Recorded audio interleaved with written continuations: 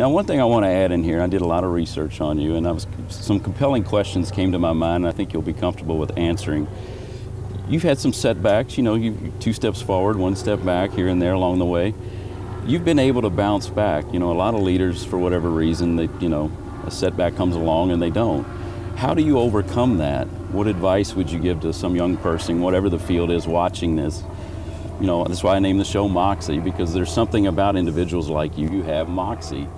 I don't know if it's don't take no for an answer. I don't want to answer it for you, but what is that? If you could describe it, that would be great. It's interesting, you know, with the staff that we have in at Answers in Genesis Creation Museum and the Ark Encounter at our peak time of the season during the year, we have about 1,000 staff. Wow. And one of the things that I teach, though, our staff is exactly what you said, never take no for an answer. Okay. You know, there's always a solution. But, you know, along the way, there's been lots of hard knocks and lots of battles. But, you know, I look in the Bible, and when you look at the Israelites conquering the Promised Land, God told them you can conquer the Promised Land. But, you know, when you look through the Bible, there's always man's responsibility as well as God's sovereignty. So it wasn't like they could just walk into the Promised Land and there it was, and it was theirs. They had to battle Jericho. They had to battle Ai. They had lots of different battles and challenges along the way.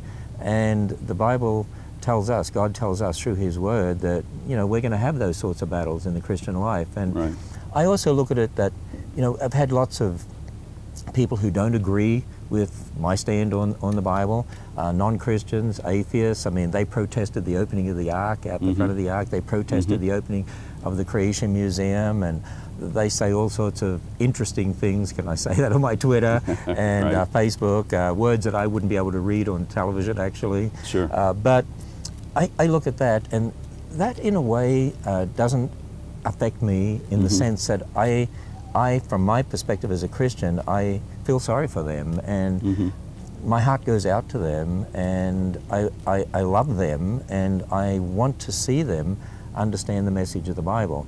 Now, it is true that within the church, there are those that don't take the stand on Genesis that we do, and don't take the stand on, you know, the age of the earth and so on.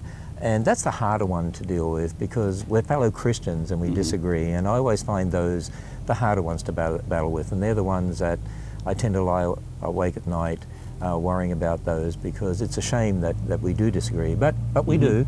And, you know, my father was one who would never knowingly compromise God's Word, and he took a lot of heat even as a school principal from people who complained about he was maybe too strict disciplinarian, or they didn't like him, you know, telling the teachers to give the kids homework, or because he always wanted the best standards and the highest standards.